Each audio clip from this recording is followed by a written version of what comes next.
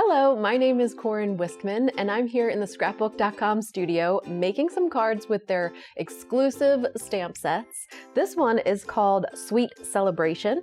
It has awesome stamps like Treat Yourself, Happy Birthday, Celebrate on Your Special Day, Best Wishes, this happy birthday with the candles. Oh, that would be so cool. It's got an ice cream cone. It's got a little fairy wand with a heart on top. I love these candles here, and I actually used them on this card. I used a couple of them in different varieties of backgrounds. This one has the little cake, and I colored it with my Zig Clean Color Real Brush markers. And I just used a variety of stamps and sentiments to make some really fun birthday cards. So I'm going to use some just washi tape to tape down my card panel so that it doesn't move around while I'm using the stencil. So I'm just going to pop a little bit of washi tape on the top here. And then this is just a polka dot stencil. And let's tape this down so it doesn't move, because I can make a big mess if it moves around. We're going to use Havana Red on this stencil brush. Get a good amount of ink on there. And we're going to use that same swiping motion over top the stencil, and we're going to create a tone-on-tone background with this pink, hot pink cardstock. So we're just going to keep going. And that same brush motion,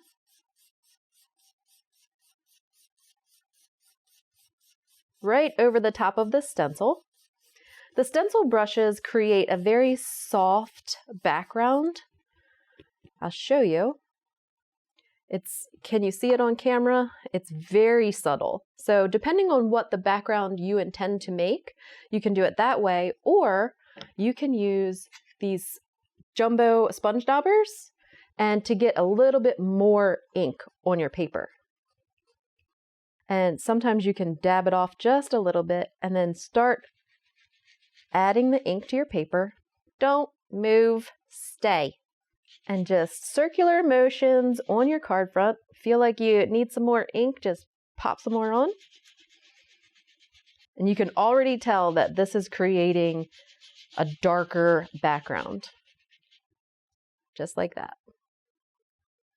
I would like a little bit more, because more is better. Treat yourself. And this really works your arm, so you can get like big, strong arm muscles. Those of you that don't like the gym, just ink blend. Oh, that's so cool. Okay, and that's it. That's all you need to do to create a nice polka dot background. Okay, so I'm going to trim down my panel to 3.5 by 4 3/4, because that's what I like to use. You might like to keep yours the same size as a card front. 4 3/4.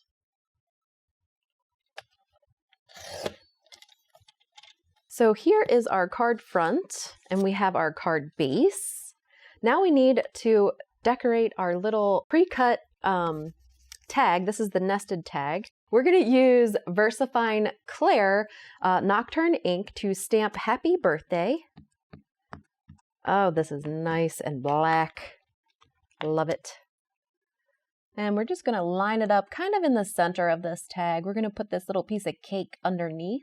I like to give it a few seconds, let it marinate. Oh yeah, that works out good. And I want to heat emboss. So we're just going to use the Clair embossing powder. Get a nice coating, give it a little shake, a little shimmy. Then we're going to heat up our heat tool for a fair amount of time so that it is nice and hot before we take it to our paper. And just take it to the back and then to the front, and there it goes. Gorgeous.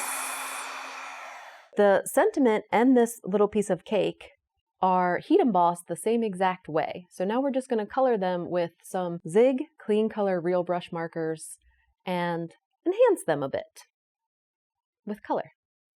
So I like chocolate cake, but we're going to make this one, let's make this one chocolate cake. Let's just do it.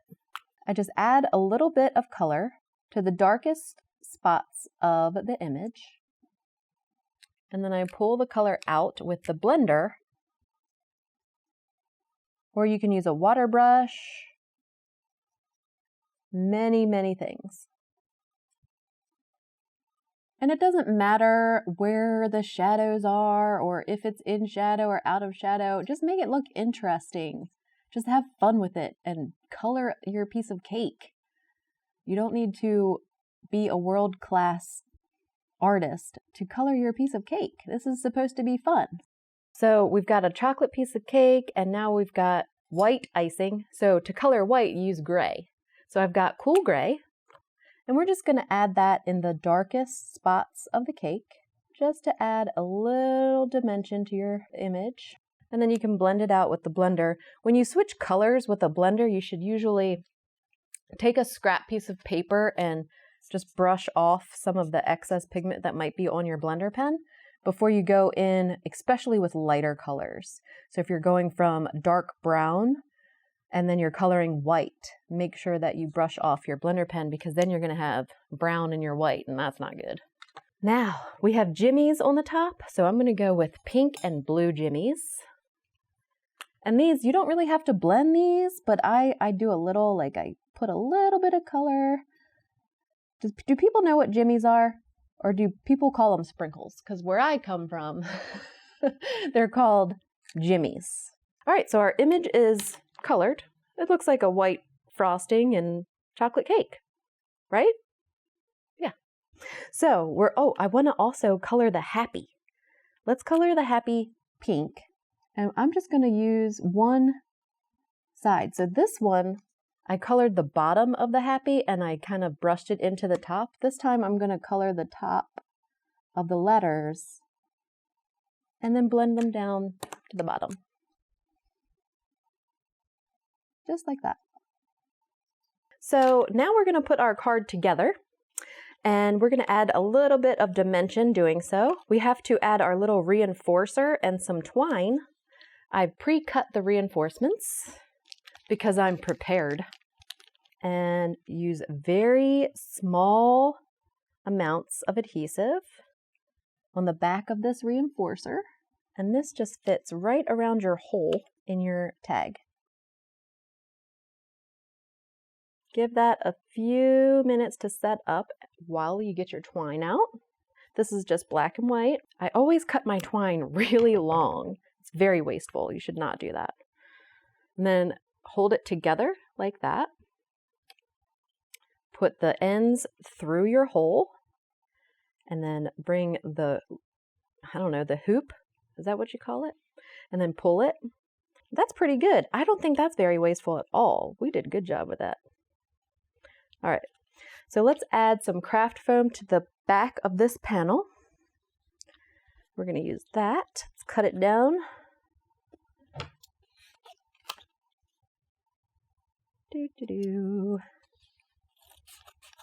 Wonderful. Set this aside. This craft foam has adhesive on one side.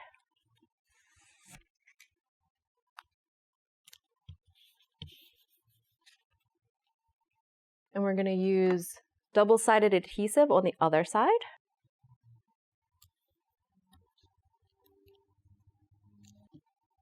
Usually 3 strips will do.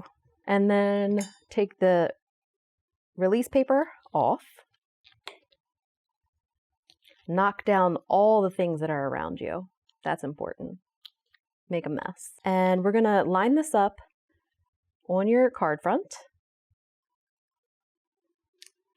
and stick it down. So I also want dimension on my tag. So in order to do that, we're going to use some foam tape. It's just a little easier. You could also do the same thing with that craft foam and put it on the back of this tag.